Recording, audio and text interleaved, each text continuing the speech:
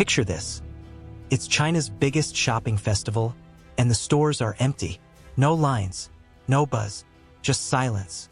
Inside an electronics shop, a clerk leans over and mutters, "Not a single sale today.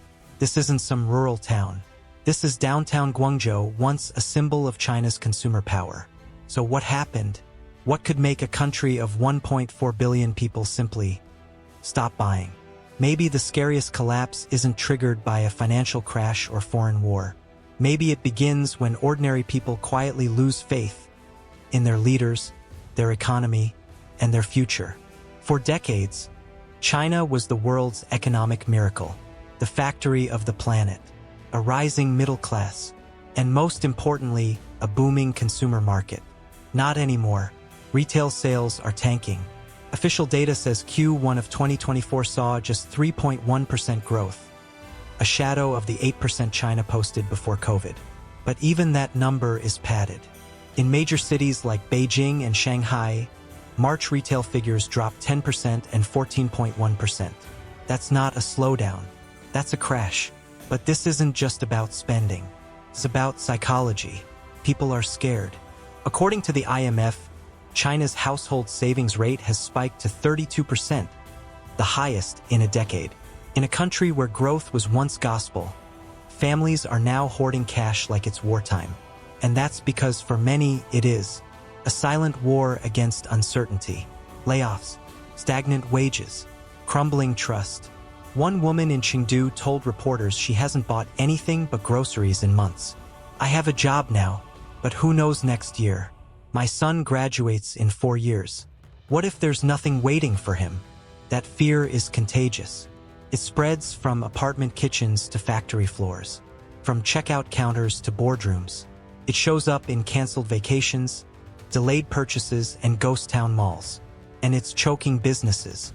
According to China's own Federation of Industry and Commerce, 60% of export-oriented companies say orders have dropped sharply.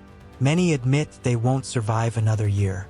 In Shenzhen, a once busy electronics chain shut down a third of its stores in just 3 months. Quietly, no headlines, no press releases, just vanished. One store manager admitted off the record, "People still browse, but no one swipes. It's like they're scared to spend, like they're waiting for something worse." And here's the truth Washington needs to hear.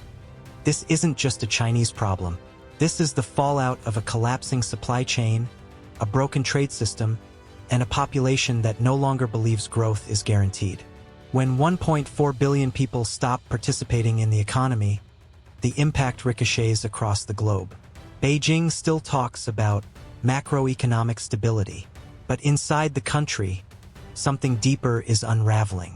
Faith, optimism, momentum, and when that's gone, no stimulus can fix it. No central bank can print hope. So ask yourself, what happens when the world's largest population stops believing in tomorrow? Who carries the weight then? Because this isn't just about China losing confidence. It's about a global system built on the assumption that they never would. This collapse of confidence didn't come out of nowhere. It didn't begin in Chinese factories or shopping malls.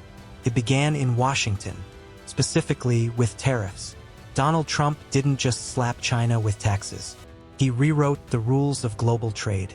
In 2024, the average tariff on Chinese exports to the US rose to between 10% and 25%, covering over 70% of all product categories. And in sectors like steel, solar, and EVs, the duties are astronomical. Some products face a mind-boggling 145% charge. But Trump's strategy goes beyond tariffs. It's about cutting the off-ramps. His administration imposed strict rules on certificates of origin, making it harder for Chinese goods to route through Vietnam or Mexico. The US also pushed new legislation requiring Chinese firms to register operations inside the states, with high cash deposits and full supply chain transparency. For many exporters, it was a chokehold. The result? Orders evaporated. Entire production lines went dark. China's once reliable flow of goods to the US dried up almost overnight. Now imagine you're a factory boss in Dongguan. Last year, 60% of your business came from US clients. Today, nothing. You're stuck with inventory, a bloated payroll, and no path forward. You can't pivot to Europe, they're following America's lead.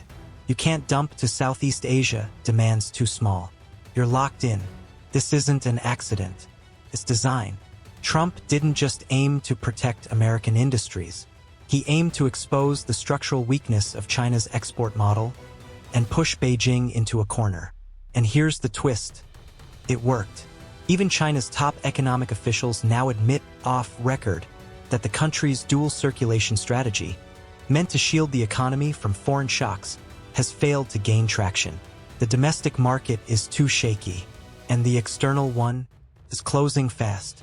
Behind closed doors, senior trade advisors in Beijing have quietly told provincial leaders, brace for a long winter, cut expectations, tighten controls, don't count on a rebound.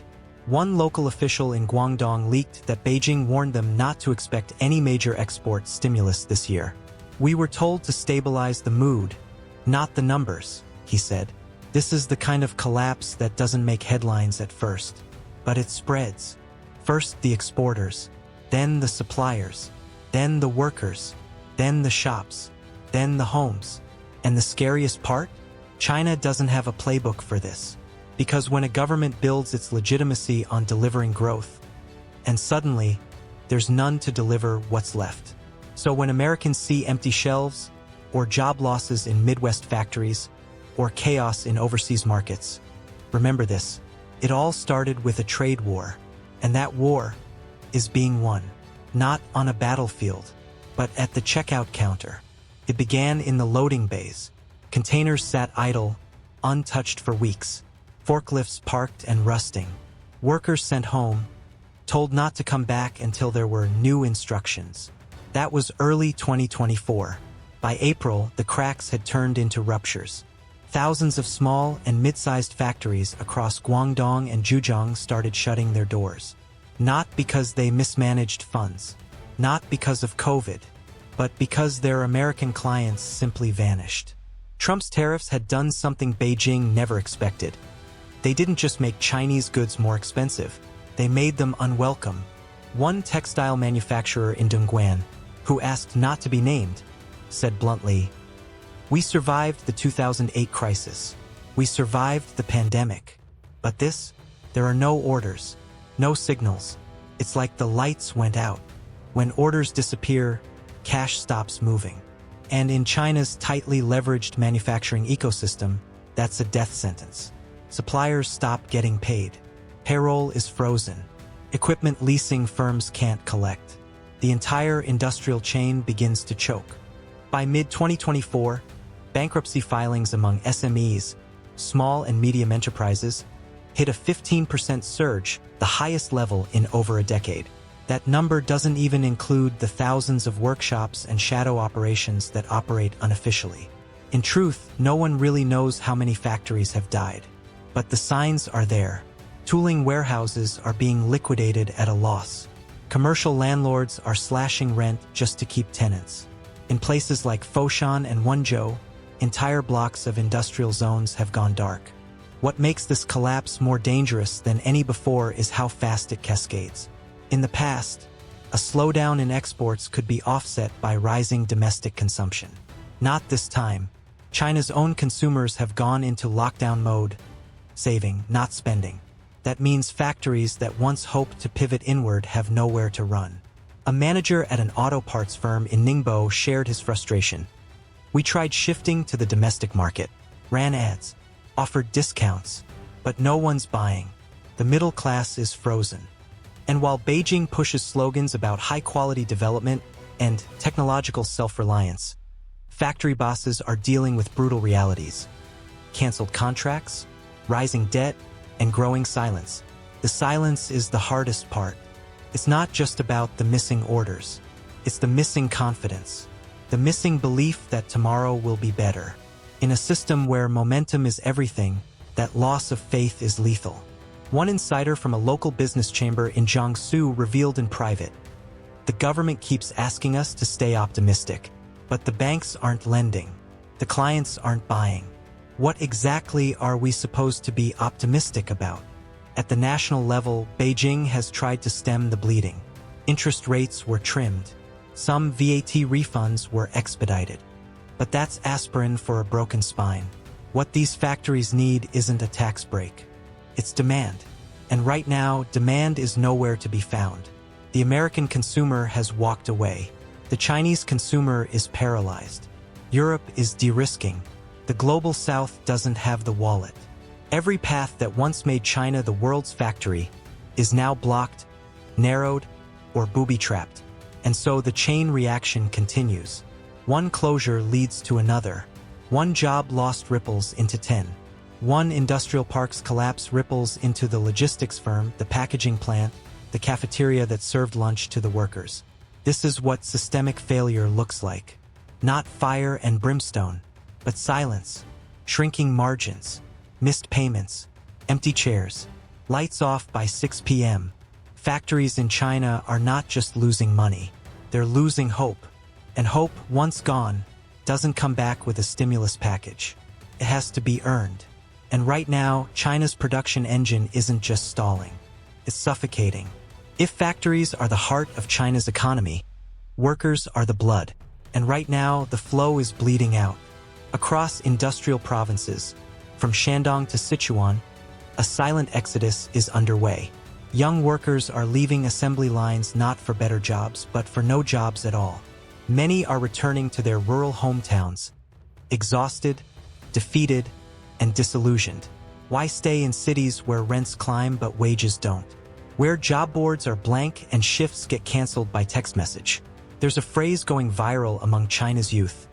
It's not about lying flat anymore. It's about disappearing. Youth unemployment officially topped 20% before Beijing stopped publishing the data altogether. Independent estimates now suggest it could be as high as 25% or even 30%. But statistics miss the nuance. It's not just about not having a job. It's about not seeing a future. In cities like Chengdu and Xi'an, college graduates with engineering degrees are working as food delivery drivers. In Guangzhou, an online thread with over 2 million views chronicles the daily life of a laid-off electronics technician who now sleeps in a train station. His last message: "At least here, it's warm and there's Wi-Fi." What's happening isn't just economic, it's emotional. A nation built on the promise of constant growth has hit a wall. And the people who carried it, millions of migrant workers, students, and small entrepreneurs, are the ones paying the price. One labor organizer in Shenzhen, speaking anonymously, said, "When the government says dual circulation, it sounds abstract. But for us, it means they stopped caring about jobs, about people. Everything is about metrics now. It's not just the unemployed. Even those still holding jobs are gripped by anxiety. Factories that once ran 24/7 are down to single shifts. Overtime has vanished. Paychecks arrive late, if at all. And workers know, once a factory starts shrinking hours, layoffs are next. But here's the twist. For many, there's nowhere to go. The service sector? Oversaturated. Tech companies? Freezing headcount. Government jobs? A lottery. As one job seeker in Wuhan told local media, "It's like musical chairs, but the music stopped, and no one told us." The psychological toll is mounting. Mental health hotlines in major cities report record call volumes. Online searches for phrases like "how to escape the country" and "the philosophy of running away" have surged. And yet, emigration is harder than ever. Some workers are responding not with anger but apathy, silent resignation, a belief that nothing will change, that the dream is over. This is dangerous, because when hope dies quietly, systems rot from within. China's unspoken contract has always been simple. The party delivers prosperity, and the people stay loyal. But now that contract is breaking, and loyalty built on rising incomes is fragile when the paychecks stop coming. One former CCP cadre, now retired, shared privately, "The party fears chaos, but they fear silence more. Silence means people have stopped believing. So Beijing censors the data, bans protests, floods social media with patriotic slogans. But on the streets, the mood is shifting. A young couple in Shanghai sold their apartment and moved back to a village near Anhui. When asked why, they said, "We used to believe the city would give us a better life. Now we just want peace. This isn't about rebellion. It's about retreat. A slow, steady disengagement from a system that once promised everything." And as workers check out, mentally, emotionally, economically, the real crisis begins.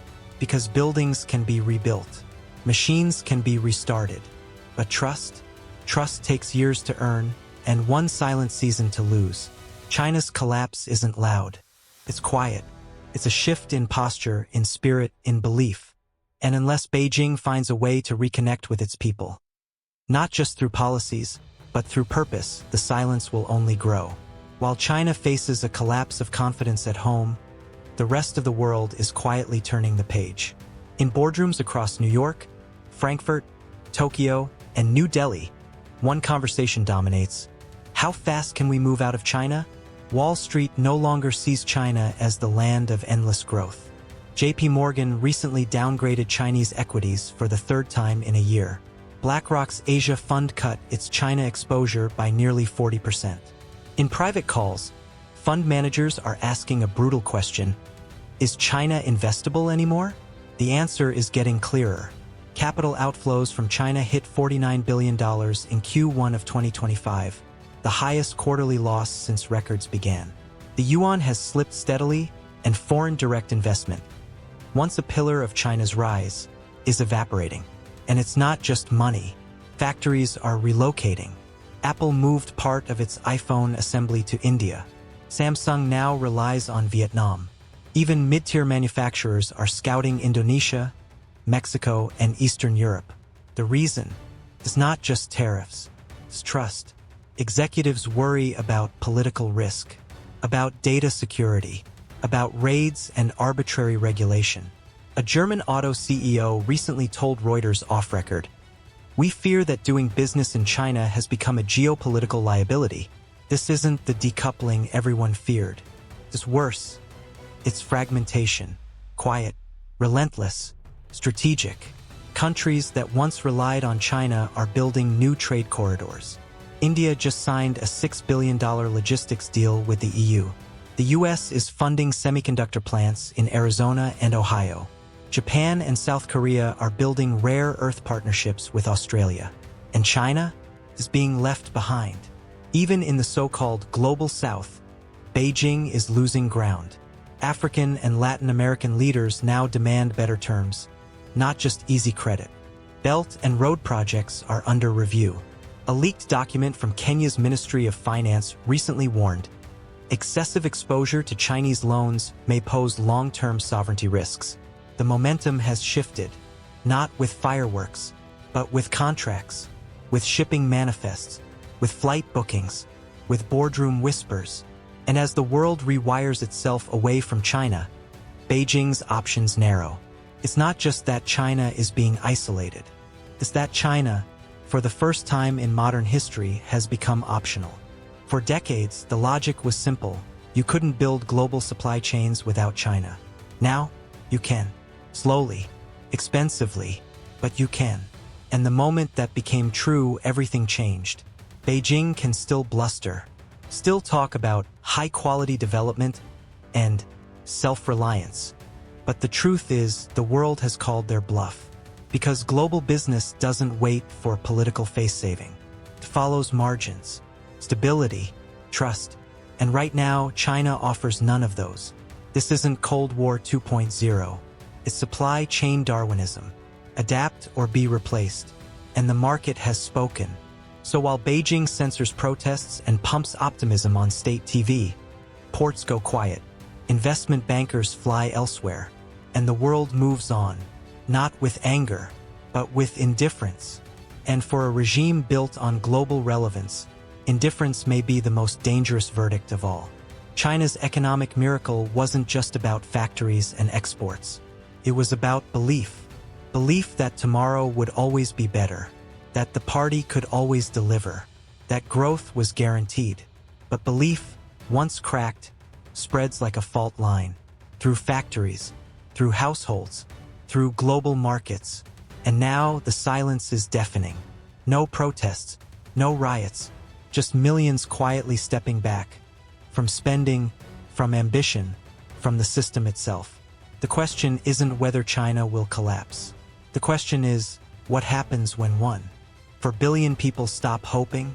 And more importantly, how long can the rest of the world pretend they don't hear the silence?